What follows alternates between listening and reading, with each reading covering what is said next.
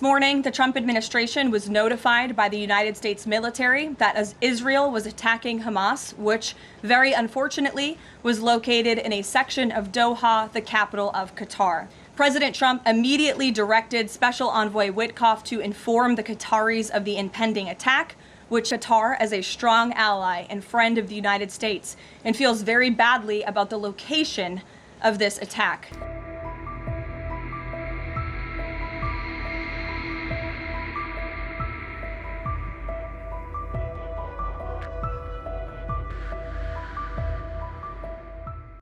The White House issued a sharp rebuke of Israel's unprecedented airstrike in Qatar targeting Hamas leaders, saying that President Donald Trump feels very badly that the attack was carried out in an allied nation that has helped the United States. White House Press Secretary Karoline Leavitt said the U.S. military notified the Trump administration about the impending attack shortly before it took place, adding it, very unfortunately, was located in a section of Doha. Thank you, Caroline. Regarding the Israeli strike in Doha, how much time or how much of a heads up did the U.S. get, and does the president support the strike? Sure. Well, I have a statement to read for all of you with respect to the Israeli strike in Doha, and here it is. This morning, the Trump administration was notified by the United States military that as Israel was attacking Hamas, which very unfortunately was located in a section of Doha, the capital of Qatar. Unilaterally bombing inside Qatar, a sovereign nation and close ally of the United States that is working very hard and bravely taking risks with us to broker peace, does not advance Israel or America's goals. However, eliminating Hamas, who have profited off the misery of those living in Gaza, is a worthy goal. President Trump immediately directed Special Envoy Witkoff to inform the Qataris of the impending attack, which he did. The president views Qatar as a strong ally and friend of the United States and feels very badly about the location of this attack. President Trump wants all of the hostages in Gaza and the bodies of the dead released, and this war to end now. President Trump also spoke to Prime Minister Netanyahu after the attack. The Prime Minister told President Trump that he wants to make peace, and quickly. President Trump believes this unfortunate incident could serve as an opportunity for peace. The president also spoke to the Emir and Prime Minister of Qatar and thanked them for their support and friendship to our country. He assured them that such a thing will not happen again on their soil. And to be clear, the president disagrees with the location of the strike, and that he passed that along to the Prime Minister Netanyahu. The president just confirmed that in the statement that I just read to you, which I spoke with him about before coming out here. Caroline, Jackie. Thank you, Caroline. So is the president upset with Netanyahu now?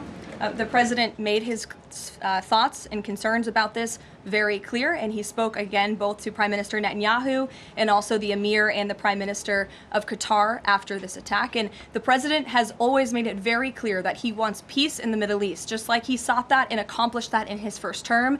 He expects all of our allies and friends in the region, that includes both Qatar and Israel, to seek peace as well. And he wants to see that happen, and he's working with all of our allies in the region to get that done. Are there any consequences, so to speak, for Netanyahu doing this, as it sounds, against the president's wishes, or at least his belief that it was appropriate? Is there going to be any directive from the president to Netanyahu in terms of what's allowed in the future? And also, is there any concern this could jeopardize the Abraham Accords? Look, that's a decision only the president can make. With respect to your first question, to answer your second question, as you heard from the president, he said he believes that this can serve as an opportunity for peace, and he's still actively and aggressively pursuing it with all of our allies and partners in the region. Jennifer. Just to follow up on that, Caroline, are you able to say how often the president spoke to the Prime Minister of Israel before this? Because that's one question. And then what did he mean on Sunday when he posted, "I've given my last warning to Hamas," etc.? He wasn't talking about this strike on Doha? No, he was not. As I told you, the Trump administration was notified by the United States military that Israel was attacking Hamas, and the president spoke to the Prime Minister after the attack, as well as, again, the Emir and the Prime Minister of Qatar. And I know Secretary Rubio and Special Envoy Witkoff were present for that call with the Qataris as well. One more quickly on Sure, trade, Caroline. Danny. I just wanted to get a bit of clarity on the sequence of events for the Doha attack and the notification. You said that the U.S. military notified, if I got it right, the the Trump administration was notified by the US military. That's right. Was the US military notified by the Israeli military, or did the US military detect an incoming Israeli attack on Qatar? The U.S. military notified the White House and the President of the United States. That's all I have to share for you on that, Danny. Thank you. Jeff. Also following up, you said that the president assured the leaders in Qatar that this would never happen again. Did he say that to the Prime Minister of Israel, and did Prime Minister Netanyahu agree to that? The president told that to the emir and the prime minister of Qatar, and the president also overstressed the importance of peace in the region in his conversation with Prime Minister Netanyahu as well. And Prime Minister Netanyahu told President Trump he wants peace and he wants it quickly. That's what the president expects to happen. The president is very clear in the statement that he just had me read, and you will all see it out on Truth Social very shortly, I am sure. The whole world will see it.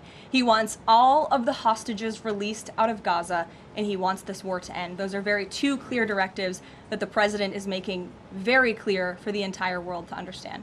Mary.